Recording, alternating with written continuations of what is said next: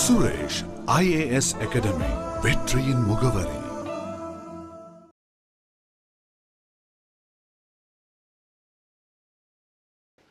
அடுத்து நம்ம பார்க்க போகிறது என்னன்னு கேட்டிங்கன்னா, கல்ச்சரல் அண்ட் எஜுகேஷனல் ரைட்ஸ், கலாச்சார மற்றும் கல்வி உரிமைகள் அப்படின்ட்டு சொல்லுவோம். நம்ம ஃபண்டமெண்டல் ரைட்ஸில் பார்த்த அடுத்த உரிமை. ஸோ ஆர்டிகிள் 29, 30 ஆகிய 2 விதிகள் இதை சுட்டி காட்டுது. கலாச்சார மற்றும் கல்வி உரிமைகள், கல்ச்சரல் அண்ட் எஜுகேஷனல் ரைட்ஸ். இதில் மொதல் விஷயம் பார்த்திங்கன்னா, ஆர்டிகிள் 29 என்ன சொல்லுது? Protection of interest of minorities, சிறுபான்மை இனத்தவருடைய உரிமைகளை பாதுகாத்தல். அவ்வளோதான். அவர்களுடைய நலன்கள், அவங்க விருப்பம், நலன்கள், இன்ட்ரெஸ்ட். சரியா? சிறுபான்மை மைனாரிட்டிஸுடைய விருப்பங்களை பாதுகாத்தல். சரியா? ரைட். மைனாரிட்டிஸ்னு எதாக இருக்கா? அது டெஃபினேஷன் இங்கே கொடுக்கல. அப்போ மைனாரிட்டிஸ்னால் இங்கே 2 வகையான மைனாரிட்டிஸ் இருக்கிறாங்க. ஒன்று பார்த்தீங்கன்னா religious minorities and linguistic minorities. பொதுவாக மைனாரிட்டிஸை 2 வகையாக பிரிக்கிறோம். ஒன்று மதம் சார்ந்த சிறுபான்மை இனத்தவர். சரியா? மத வாரியிலான சிறுபான்மை இனத்தவர். அடுத்ததாக லிங்குவிஸ்டிக் மைனாரிட்டிஸ், மொழி வாரியிலான சிறுபான்மை இனத்தவர். இன்கேஸ் பாருங்கள், இந்தியா அல்லது தமிழ்நாட்டையே எடுத்துக்கிட்டிங்கன்னா இந்துக்கள் மைனாரிட்டிஸ் இல்லை, மெஜாரிட்டிஸ். அப்போ வேறு முஸ்லீம் மக்கள், கிறிஸ்தவர்கள், வேறு சீக்கியர்கள், பார்சிக்கள், ஸோ ஜெயின்ஸு, ஜெயின மதத்தவர், இவங்கெல்லாம் வந்து பார்த்திங்கன்னா என்னது? மதம் சார்ந்த சிறுபான்மை இனத்தவர். சரி, மொழிவாரி சிறுபான்மை இனத்தவர் யார் அப்படின்னா, தமிழ்நாட்டில் தமிழர்கள் பெரும்பான்மை இனத்தவர்கள். வேறு தெலுங்கு சகோதரர்கள் இருக்காங்க, கன்னடிகாஸ் இருக்காங்க, மலையாளிஸ் இருக்கிறாங்க. இவங்கெல்லாம் யார்? மொழிவாரி சிறுபான்மை இனத்தவர். ஆக 2 வகையிலான சிறுபான்மை இனத்தவர்: மதவாரி சிறுபான்மை இனத்தவர், மொழிவாரி சிறுபான்மை இனத்தவர். அவங்களுடைய நலன்களை பாதுகாத்தல். இதுதான் என்னது? ஆர்டிகிள் 29. சரி, இதில் 2 வகையான பிரிவாக இதை நம்ம 2 வகையாக உடச்சி பார்க்கலாம். ஒன்று ரைட்ஸ் டு கன்சர்வ். என்னது? ஒரு சிறுபான்மை இனத்தவர் தன்னுடைய மொழிகளை பாதுகாத்து கொள்ளலாம். தங்களுடைய எழுத்து, ஸ்கிரிப்டு, நம்ம பார்த்தோம், பிராமி ஸ்கிரிப்டு, பிராகிருத் ஸ்கிரிப்டு, பிராமி எழுத்து, வட்ட எழுத்துலாம் பார்த்தல, அது மாதிரி ஸ்கிரிப்டு, தங்களுக்குன்னு எழுத்து, மொழி வடிவம், எழுத்து வடிவம், வரி வடிவம் இருக்கு இல்லையா, அதை பாதுகாத்துக்கலாம். தங்களுடைய கலாச்சாரத்தை பாதுகாப்பதற்கான உரிமைகளை இங்கே கொடுத்துருக்காங்க. Rights to conserve their languages, scripts and cultures. சிறுபான்மை இனத்தவர் தங்களுடைய மொழி மற்றும் வரி வடிவம் மற்றும் கலாச்சாரத்தை பாதுகாப்பதற்கான உரிமை எதில் கொடுக்கப்பட்டிருக்கு? ஆர்டிகிள் 29 கொடுக்கப்பட்டிருக்கு.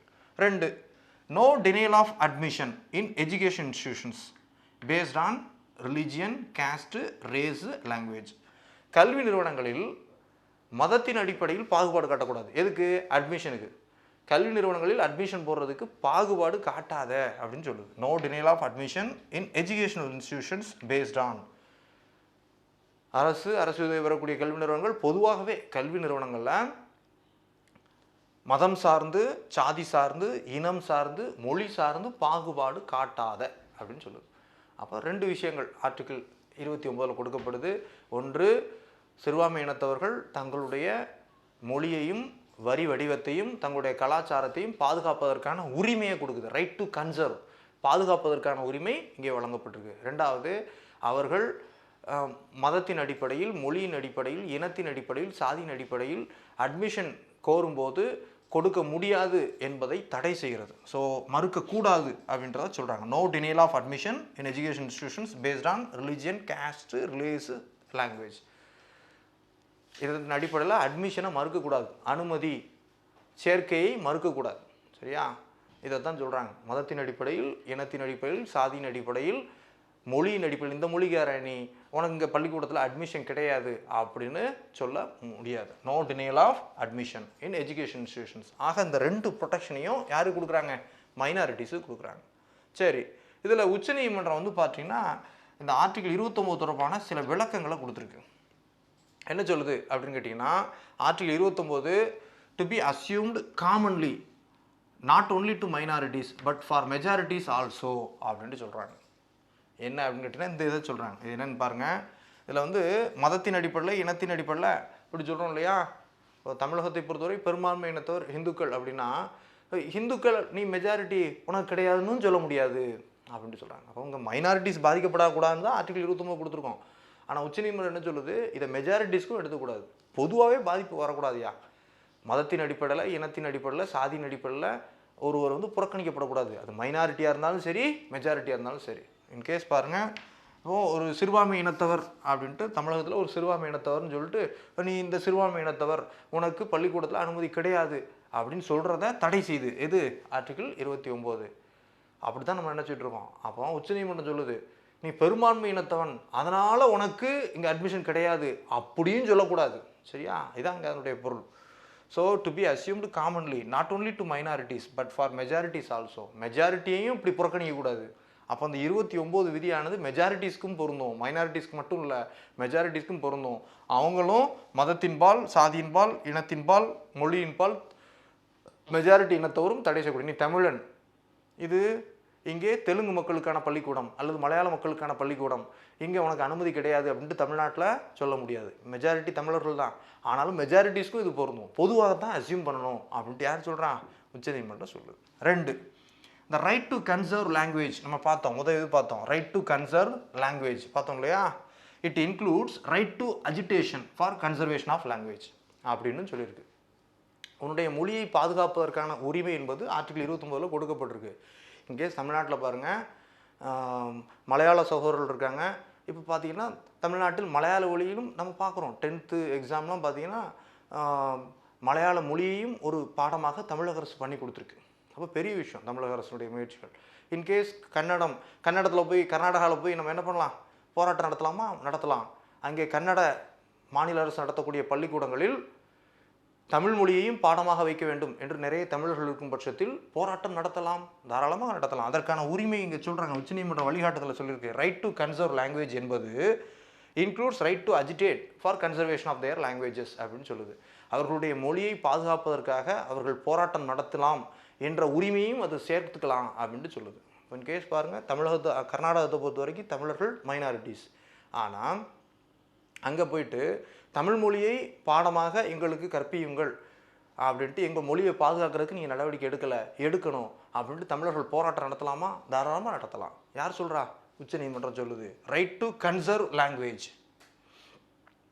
Right to conserve language includes right to agitate for conservation of their languages. அதற்கான அவர்கள் போராட்டங்கள், பேரணிகள், அமைதி, எல்லாமே அமைதி வழியில் இருக்கணும். அதுக்காக வன்முறையில் இருக்கக்கூடாது. அமைதியான வழியில் தங்களுடைய கோரிக்கைகளை வெளிப்படுத்தி போராட்டம் நடத்துவதற்கும் உரிமைகள் இருக்குது அப்படின்னு யார் சொல்கிறா? உச்சநீதிமன்றம் விளக்கம் கொடுக்குறாங்க. 3வது, பொலிட்டிக்கல் பார்ட்டிஸ். இது ஒரு சர்ச்சையாகுது. பொலிட்டிக்கல் பார்ட்டிஸ் உங்கள் மொழியை நாங்கள் பாதுகாப்போம் அப்படின்னு சொல்லிட்டு ஓட்டு வாங்கிடுறாங்க. இது வந்து கரப்ஷன் அப்படின்னு சொல்லிட்டு வழக்கு ஃபைல் ஆகுது. இந்த மொழி கோரிக்கை, மொழி அடிப்படையில் ஓட்டுகள் வாங்குறாங்க இல்லையா, அதுக்காக இந்த மாதிரி பண்ணுவாங்க. அரசியல் கட்சிகள் வந்து மொழி சார்ந்த ஓட்டுகளை, அந்த மொழி சார்ந்த மக்களை சார்ந்த ஓட்டுகளை வாங்குவதற்காக அப்படி ப்ராமிஸ் பண்ணுறாங்க. உங்களுக்கான அந்த வசதிகள் நாங்கள் பண்ணித்தர்றோம், உங்கள் மொழி மக்களை நாங்கள் பாதுகாப்போம் அப்படிலாம் வாக்குறுதி கொடுக்குறாங்க இல்லையா அரசியல்வாதிகள். இது வந்து மக்கள் பிரதிநிதித்துவ சட்டம் அப்படின்ற ஒரு சட்டம் இருக்குது. People's representation act 1951. தேர்தலில் அதன் அடிப்படையில் தான் நடக்குது. இந்த சட்டத்தின்படி அது கரப்ஷன் அப்படின்னு சொல்லி வழக்கு ஃபைல் ஆகுது. அப்போ உச்சநீதிமன்றம் சொல்லுது, so political parties giving promise, so we will conserve your லாங்குவேஜ்னு ப்ராமிஸ் கொடுத்தா இஸ் நாட் ஏ கரப்ஷன். உங்கள் மொழியை பாதுகாப்போம் என்று அரசியல் கட்சிகள் கொடுக்கக்கூடிய வாக்குறுதி கரப்ஷனாக கருத முடியாது. எந்த சட்டத்தின் கீழ்? ரெப்ரசன்டேஷன் ஆஃப் பீப்புள் ஆக்ட் 1951 படி அதை நாம் கரப்ஷனாக கருத முடியாது அப்படின்ட்டு சொல்கிறாங்க. சரியா? ரைட். அவ்வளோதான் ஆர்டிகிள் 29. சிறுபான்மை இனத்தவரை பாதுகாக்கக்கூடியதாக இந்த ஆர்டிகிள் 29 அந்த நோக்கத்தில் தான் கான்ஸ்டியூஷன் கொண்டு வந்திருக்கு. சிறுபான்மை இனத்தவர் 2 வகைப்படுறாங்க, religious minorities, linguistic minorities. So அப்போ மைனாரிட்டிஸ் தங்களுடைய மொழிகளை, வரி வடிவத்தை, கலாச்சாரத்தை பாதுகாப்பதற்கான உரிமை ரைட் டு கன்சர்வ் உரிமையாகவே வழங்கப்பட்டிருக்கு. 2வது, மதத்தின் அடிப்படையில், சாதியின் அடிப்படையில், இனத்தின் அடிப்படையில், மொழியின் அடிப்படையில் ஒருவருக்கு பள்ளிகளில், கல்லூரிகளில் சேர்க்கை அனுமதிக்கப்பட மறுக்கப்படக்கூடாது, அனுமதிக்காமல் இருக்கக்கூடாது, அனுமதிச்சு தான் ஆகணும். அந்த ப்ரொடெக்ஷனை கொடுக்குறோம். உச்சநீதிமன்றத்துக்கு தான் விளக்கம் சொல்லுது. அப்போ நீ மைனாரிட்டின்றதுக்காக மறுக்கிறது இல்லை, மெஜாரிட்டினால கூட நீ மறுக்கக்கூடாது அப்படின்ட்டு சொல்லுது. அடுத்ததாக நீங்கள் ரைட் டு கன்சர்வ் லாங்குவேஜ், உன்னுடைய மொழியை பாதுகாப்பதற்கான உரிமை 29 கொடுக்கப்பட்டிருக்கு. அது எதையும் சேர்த்துருக்கு. உன்னோட மொழியை பாதுகாக்கிறதுக்காக நீ என்ன பண்ணலாம்? போராட்டங்களும் நடத்தலாம். ரைட் டு அஜிடேட், அமைதியான வழியில் போராட்டங்கள் நடத்துவதற்கும் இது உரிமையாக நீங்கள் இதை எடுத்துக்கொள்ளலான்னு சொல்கிறாங்க. அடுத்த 3வது விஷயம், பொலிட்டிக்கல் பார்ட்டிஸ் கொடுக்கக்கூடிய வாக்குறுதிகள், உங்களுடைய மொழியை பாதுகாப்போம் அப்படின்னு கொடுக்கக்கூடிய வாக்குறுதிகள் அது வந்து விதிமீறல், கரப்ஷனாக கருதப்பட முடியாது. எந்த சட்டத்தின் கீழ்? மக்கள் பிரதிநிதித்துவ சட்டம் பீப்புள்ஸ் ரெப்ரசன்டேஷன் ஆக்ட் 1951 படி அது கரப்ஷன் ஆகாது அப்படின்ட்டு உச்சநீதிமன்றம் தெளிவுபடுத்தியிருக்கு. அடுத்தது ஆர்டிகல் 30. ஸோ ஆர்டிகல் 30 என்ன சொல்லுது அப்படின்னா, rights of minorities to establish and administer educational institutions. So சிறுபான்மை இனத்தவர் கல்வி நிறுவனங்களை ஏற்படுத்தவும் நிர்வகிக்கவும் உரிமை. சிறுபான்மை இனத்தவருக்கான உரிமை முதல்ல பார்த்தோம் 29, அடுத்து 30. சிறுபான்மை இனத்தவர் தங்களுக்கான கல்வி நிறுவனங்களை துவக்கிடவும் நிர்வகிக்கவும் உரிமை. Rights of minorities to establish and administer educational institutions. சரியா? இதில் ஒரு 3 உரிமைகளை பார்க்கலாம். இது என்ன அப்படின்னு கேட்டிங்கன்னா, ஒன்று right to establish and admin financial institutions, educational institutions. இது ஒன்று, அதிலே சொல்கிறாங்க சிறுபான்மை இனத்தவர் தங்களுக்கான கல்வி நிறுவனங்களை துவக்கிடவும் நிர்வாகம் செய்திடவும் உரிமை. எஜுகேஷன் இன்ஸ்டிடியூஷன்ஸை துவக்கலாம் அப்படின்ட்டு சொல்கிறாங்க. சரி, இன்கேஸ் கூடுதலாக ஒரு விஷயத்தை சொல்கிறாங்க. இது என்னென்னு கேட்டிங்கன்னா, 44வது சட்டத்திட்டத்தில் சேர்க்கப்பட்ட விஷயம். 44வது சட்டத்திருத்தம் 44th கான்ஸ்டியூஷனல் அமெண்ட்மெண்ட் ஆக்ட் 1978 சேர்க்குறாங்க. என்னென்னு கேட்டிங்கன்னா, compensation by state to acquire property of minority education institutions not restrict their rights அப்படின்ட்டு சொல்கிறாங்க. இப்போ இன்கேஸ் ஒரு கல்வி நிறுவனத்தை அரசாங்கம் கையில் எடுக்குது, அல்ல அதில் உள்ள ஒரு சொத்தை கையில் எடுக்குது, எடுத்து உனக்கு இழப்பீடு தரேன் அப்படின்ட்டு சொல்லுதுன்னு வைங்க. சிறுபான்மையினத்தவர் தங்களுடைய நலனை பாதுகாக்கும் பொருட்டு நிறைய கல்வி நிறுவனங்கள் நடத்துகிறாங்க. தமிழகத்திலே பார்த்தீங்கன்னா நிறைய சிறுபான்மையினத்தவர் கல்வி நிறுவனங்கள் இருக்குது. உங்களுக்கே தெரியும், பள்ளிகள் இருக்குது, கல்லூரிகள் இருக்குது. சிறுபான்மையினத்தவர் மொழிவாரி சிறுபான்மையினத்தவர் நடத்துகிறாங்க, அந்த மதவாரி சிறுபான்மையினத்தவர் நடத்துகிறாங்க. கல்வி நிறுவனங்கள் நடத்துவதற்கான உரிமைகள் ஆர்டிகல் 29 கொடுக்கப்படுது. இன்கேஸ் அரசு அதை கையகப்படுத்துது, நான் உனக்கு இழப்பீடு தர்றேன் அப்படின்னு சொன்னாலுமே அது அவருடைய உரிமையை பாதித்ததாக நாம் எடுக்க முடியாது அப்படின்ட்டு திருத்தம் பண்ணுறாங்க. எப்போ? 44வது சட்டத்தில். இன்கேஸ் அரசே கையகப்படுத்துது அப்படின்னா, அதுக்காக கையகப்படுத்தினா வேற ஒரு நோக்கத்தில் கையகப்படுத்தியிருப்பாங்க. சாலை விரிவாக்கத்துக்கோ ஏதோ ஒரு நோக்கத்துக்காகவோ அல்லது நிர்வாக காரணங்களுக்காக அரசு கையகப்படுத்தலாம். கையகப்படுத்திருச்சு அப்படின்றதுக்காக அது அவங்களுடைய உரிமையை பறிப்பதாக நம்ம எடுக்க முடியாது. So not restrict their rights, அவருடைய உரிமையை கட்டுப்படுத்தாது அப்படின்ட்டு சொல்கிறாங்க. இது அவங்களுக்கு கான்ஸ்டியூஷனில் கொடுத்துருக்கு, அரசு இப்போ கையகப்படுத்தியிருக்கு, இழப்பீடும் கொடுத்துருக்கு. அதுக்காக அவங்களுடைய உரிமையை இது கட்டுப்படுத்தாது அப்படின்ட்டு திருத்தம் பண்ணுறாங்க. 44வது சட்ட திருத்தம் 1978. அடுத்ததான் no discrimination in granting aid to minority education institutions. சிறுபான்மை இனத்தவருக்கு அரசு நிதி உதவி கொடுக்குது. கல்வி நிறுவனங்கள் நடத்துறதுக்கு டீச்சர்ஸ்க்கான சம்பளம், பேராசிரியர்களுக்கான சம்பளம்லாம் அரசு தான் கொடுக்குது. இப்படி கொடுக்கக்கூடிய அரசு அதில் பாகுபாடு காட்டக்கூடாது. ஒருவருக்கு இவ்வளவு அப்படின்ட்டு பாகுபாடு காட்டக்கூடாது. இன்கேஸ் பாருங்கள், ஒரு நிறுவனத்துக்கு அதிகமாகவும் இன்னொரு நிறுவனத்துக்கு கம்மியாகவும் ஊதியம் கொடுத்து அதை பாகுபாடு காட்டக்கூடாது. எய்டு, மானியம் உதவிகள் கொடுக்குறாங்க. அரசு சிறுபான்மையினத்தவர் கல்வி நிறுவனங்கள் நடத்துவதற்கு உதவித்தொகை கொடுக்குது. ஆசிரியர்களுக்கான சம்பளம் தான் பெரிய தொகையாக செலவாகுது. அப்போ அப்படின்ற பட்சத்தில் இதில் பாகுபாடு காட்டக்கூடாது. No discrimination in granting aids to minority educational institutions. சிறுபான்மையினத்தவர்களுக்கான உதவித்தொகை மானியம் கொடுப்பதில் அரசு பாகுபாடு காட்டக்கூடாது அப்படின்ட்டு சொல்கிறாங்க. அப்போ 3 விஷயம்தான். சிறுபான்மையினத்தவர்கள் கல்வி நிறுவனங்கள் தொடங்குவதற்கான உரிமை இங்கே வழங்கப்படுது. சரியா? 2, அந்த கல்வி நிறுவனத்தை அரசு இழப்பீடு கொடுத்து கையகப்படுத்துது அப்படின்றதுக்காக அவங்களுக்கு இந்த உரிமை இல்லை அப்படிலாம் சொல்ல முடியாது. அவங்களுக்கு அந்த உரிமை இருக்குது. இது என்ன சட்ட திருத்தம்? 44வது சட்ட திருத்தம் 1978. 3வது, அரசு இவ்வாறு உதவித்தொகைகள் வழங்கும் போது இதில் எந்தவித பாராபட்சம் பாகுபாடும் காட்டக்கூடாது அப்படின்னு சொல்லக்கூடியதான் அந்த 3. அப்போ சிறுபான்மையினத்தவர் ஒன்று அரசே ப்ரொடெக்ட் பண்ணுது. அவர்களுக்கான மொழிவாரி சிறுபான்மையினத்தவரா அவங்களுக்கு மொழிவாரி தமிழகத்தில் பார்க்குறோம். 10ஆம் வகுப்புலாம் பார்த்திங்கன்னா பள்ளி கல்வியில் கன்னடம் மொழிப்பாடமாக இருக்குது, தெலுங்கு மொழிப்பாடமாக இருக்குது, மலையாளம் மொழிப்பாடமாக இருக்குது. இது மொழிவாரி சிறுபான்மையினத்தவரை பாதுகாக்கும் பொருட்டு.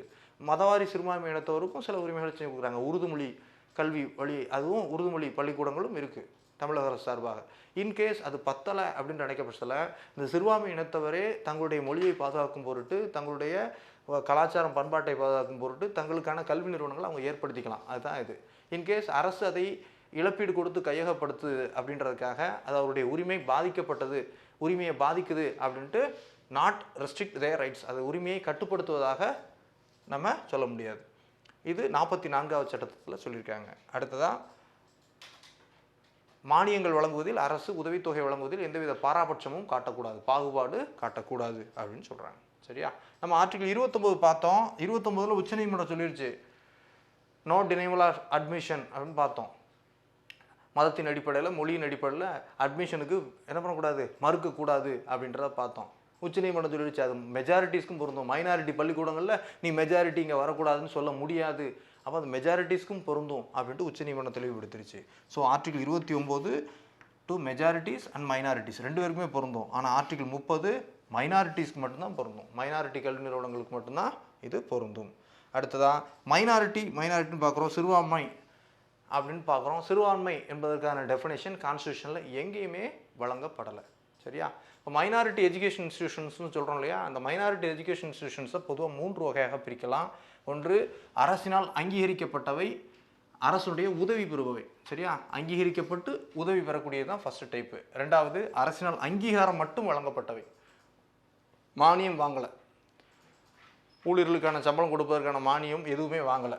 ஸோ ஃபஸ்ட்டு கேஸு அங்கீகாரமும் கொடுத்துருக்காங்க, அடுத்ததாக உதவியும் வாங்குறாங்க. ரெண்டாவது கேஸு அங்கீகாரம் மட்டும் வாங்கியிருக்காங்க, உதவி வாங்கலை, அரசனுடைய உதவி வாங்கலை. அப்படின்னா இந்த மாதிரி டைப் ஆஃப் இதுக்கு அரசாங்கத்துக்கு அதிகாரம் இருக்குது அப்படின்ட்டு சொல்கிறாங்க. Regulation of power to state. அரசு அந்த கல்வி நிறுவனங்களை ஒழுங்குபடுத்தக்கூடிய விதிகளை அரசு ஏற்படுத்தலாம். எது தொடர்பான ஒழுங்குமுறைகள், அது தொடர்பான சிலபஸை அரசாங்கம், அது அரசாங்க விதிகளுக்கு உட்பட்டு தான் இவங்க சிலபஸ் வச்சு நடத்தணும். அகாடமிக் தொடர்பான கட்டுப்பாடுகளை அரசு செலுத்தலாம். அந்த நிறுவனத்தில் உள்ள ஒழுங்குமுறை கட்டுப்பாடுகள், டிசிப்ளினரி ரூல்ஸை சொல்லலாம். சுகாதார தொடர்பான டைரக்ஷன்ஸை அரசு கொடுக்கலாம். டீச்சிங் ஸ்டாஃப் தொடர்பான டைரக்ஷன்ஸை அரசு கொடுக்கலாம். எம்ப்ளாய்மெண்ட், பிற பணி வாய்ப்புகள் தொடர்பான ரெகுலேஷனை அரசு முடிவு எடுக்கலாம். எந்த நிறுவனங்களில்? அங்கீகரிக்கப்பட்ட மற்றும் உதவி பெறக்கூடிய நிறுவனங்களில். அங்கீகாரம் மட்டும் பெற்ற நிறுவனங்களும் அதுக்கும் இது பொருந்தது. ஸோ அந்த 2 டைப்புக்கும் அரசாங்கம் அதிகாரம் கொண்டிருக்கு. 3வது டைப் பாருங்கள், நெய்தர் சீக் ரெகக்னிஷன் நார் எய்டு.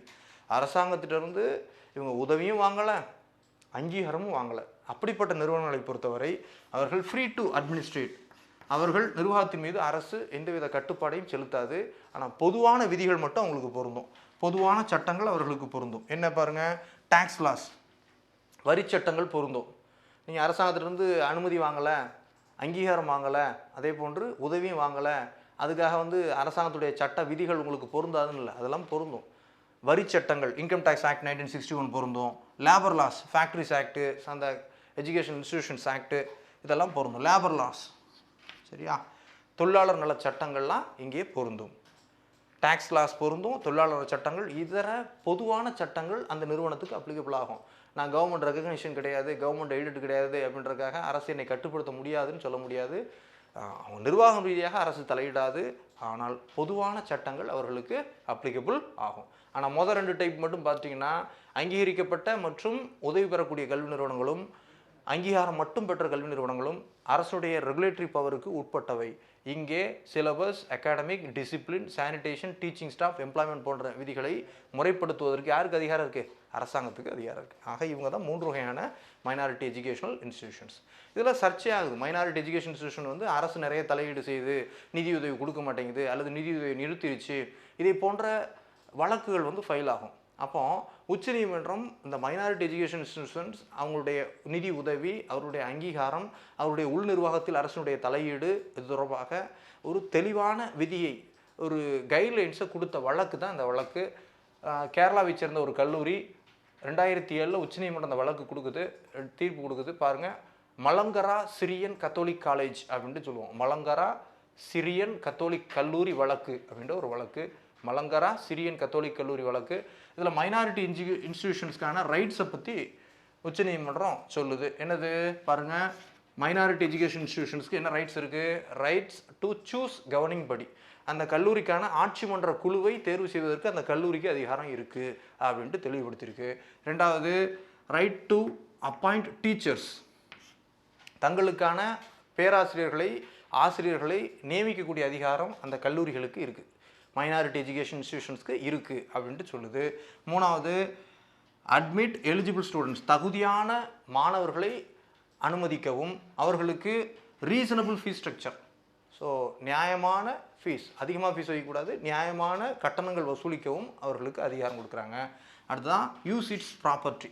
அந்த கல்வி நிறுவனங்கள் தங்களுடைய சொத்துக்களை நிர்வகிக்கவும் உரிமை கொடுக்குறாங்க. இது மலங்கரா கத்தோலிக் சிரியன் வழக்கு 2007 உச்சநீதிமன்ற தீர்ப்பு. மைனாரிட்டி எஜுகேஷன் இன்ஸ்டிடியூஷன்ஸுடைய நிர்வாகம் சம்பந்தமாக உச்சநீதிமன்றம் அளித்த தீர்ப்பு தான் இந்த மலங்கரா சிரியன் கத்தோலிக் காலேஜ் வழக்கு. இதை பொறுத்த வரைக்கும் இந்த 3 டைரக்ஷன்ஸ், ஸோ 4 விஷயங்களை கொடுக்குறாங்க. ஸோ இது ஃபர்ஸ்ட் ரைட்டில் கொடுக்குறாங்க. அந்த மைனாரிட்டி எஜுகேஷன் இன்ஸ்டிடியூஷன்ஸ் வந்து தங்களுக்கான ஆட்சி மன்ற குழுவை தேர்வு செய்யலாம், தங்களுக்கான ஆசிரியர்களை நியமித்துக் கொள்ளலாம், தகுதியான மாணவர் சேர்க்கையை அவர்களே மேற்கொள்ளலாம், அதற்கு நியாயமான கட்டணங்கள் ரீசனபிள் ஃபீஸ் ஸ்ட்ரக்சர் அவங்க வசூல் பண்ணிக்கலாம், தங்களுக்கான சொத்துக்களை அவர்கள் நிர்வகிக்கலாம் அப்படின்ட்டு அவங்க கொடுக்குறாங்க. அடுத்து வேறு என்ன சொல்கிறாங்க, only to ensure equality with majorities. இது வந்து மைனாரிட்டிக்கு இந்த சலுகையெல்லாம் கொடுக்குறதால அவங்க வந்து மற்றவங்களோட மேல் நிலை அப்படின்ட்டுலாம் ஆகாது, மெஜாரிட்டியோட மைனாரிட்டி ஈக்குவல் பண்ணுறதுக்காகத்தான் இந்த சலுகைகள்லாம் கொடுக்குறோம் அப்படின்னு சொல்லுது. சரியா, உச்சநீதிமன்றம் அதை தெளிவுபடுத்துது. மெஜாரிட்டி பீப்புளை அட்வான்ஸ் ஸ்டேஜில் இருக்காங்க, மைனாரிட்டி பீப்புளையும் அவங்களுக்கு ஈக்குவலாக கொண்டு வர்றதுக்காகத்தான் இந்த உரிமைகள்லாம் கொடுக்குறோமே தவிர மைனாரிட்டியை ஒரு ஸ்டெப் அட்வான்ஸாக வைக்கிறதுக்காக இந்த உரிமை இல்லை அப்படின்ட்டு யார் சொல்கிறா, உச்சநீதிமன்றம் இந்த வழக்கில் சொல்கிறாங்க. அடுத்ததான் நாட் அப்சல்யூட், இந்த உரிமைகள் அனைத்தும் முழுமையானது அல்ல, check in administration by state. சில நேரங்களில் அரசு காரணமிக்க கட்டுப்பாடுகளை விதிக்கலாம் அப்படின்னு ஒரு செக் வச்சு கொடுக்குறாங்க.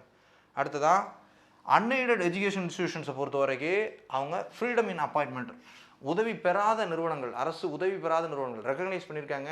ஆனால் உதவி பெறாத நிறுவனங்களை பொறுத்த வரைக்கும் அரசோட மானியங்கள் வாங்கலை, ரெகக்னிஷன் மட்டும் வாங்கியிருக்காங்க. அப்படின்னா அவங்கள பொறுத்த வரைக்கும் அவங்க டீச்சர்ஸை, பேராசிரியர்களை அவர்களே நியமித்துக் கொள்ளலாம் அப்படின்ட்டு தெளிவுபடுத்திடுறாங்க.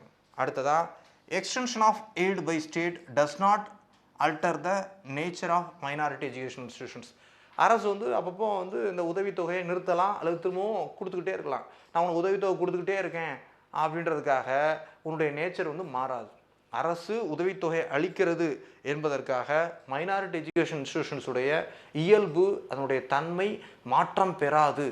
நான் உதவி கொடுக்குறேன்றதுக்காக அரசு வந்து அதனுடைய இயல்பை மாற்ற முடியாது. அது உதவி கொடுக்குறோம், அது அரசுடைய உதவி தொடர்ந்து கிடைத்துக்கிட்டே இருக்குது அப்படின்றதுக்காக அந்த மைனாரிட்டி எஜுகேஷன் இன்ஸ்டிடியூஷனுடைய இயல்பு மாறாது அப்படின்ட்டு உச்சநீதிமன்றம் சொல்லுது. So Malankara Syrian Catholic college வழக்கு ஆண்டு 2007 மைனாரிட்டி எஜுகேஷன் இன்ஸ்டிடியூஷன்ஸ் தொடர்பான ஒரு தெளிவான ஒரு வழிகாட்டுதல்களை உச்சநீதிமன்றம் வழங்கியிருக்கிறது. இதன்படி மைனாரிட்டி எஜுகேஷன் இன்ஸ்டிடியூஷன்ஸு தங்களுக்கான ஆட்சி மன்ற குழுவை தேர்வு செய்யலாம், தங்களுக்கான ஆசிரியர்களை நியமித்துக் கொள்ளலாம், தகுதியான மாணவர்களை சேர்க்கை செய்து கொள்ளலாம், அவர்களுக்கு நியாயமிக்க கல்வி கட்டணத்தை ஃபிக்ஸ் செய்யலாம், அதே போன்று தங்களுடைய சொத்துக்களை நிர்வகிப்பதற்கும் அவர்களுக்கு அதிகாரம் இருக்கிறது. இதை தவிர இது தெளிவுபடுத்தல், இன்னொரு தெளிவுபடுத்தல் என்னன்னு கேட்டிங்கன்னா, இவ்வாறு மைனாரிட்டி எஜுகேஷன் இன்ஸ்டிடியூஷன்ஸ் கொடுக்கக்கூடிய சலுகை என்பது அவர்களை மெஜாரிட்டியை காட்டிலும் அட்வான்ஸ் செய்ய வேண்டும் என்ற நோக்கம் அல்ல, மெஜாரிட்டிக்கு ஈக்குவலாக அவர்களையும் என்ஷூர் ஈக்குவாலிட்டி, மெஜாரிட்டிக்கு ஈக்குவலாக அவர்களை கொண்டு வர வேண்டும் என்பதையே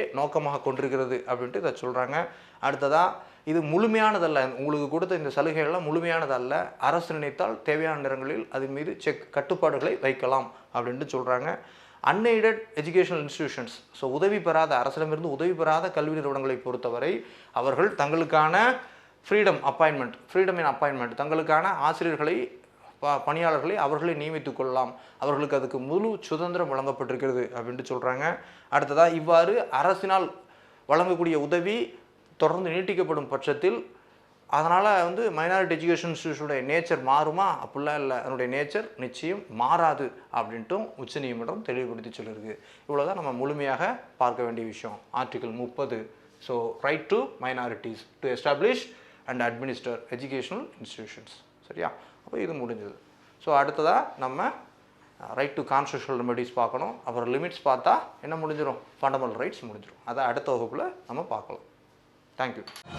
சுரேஷ் IAS அகாடமி, வெற்றியின் முகவரி.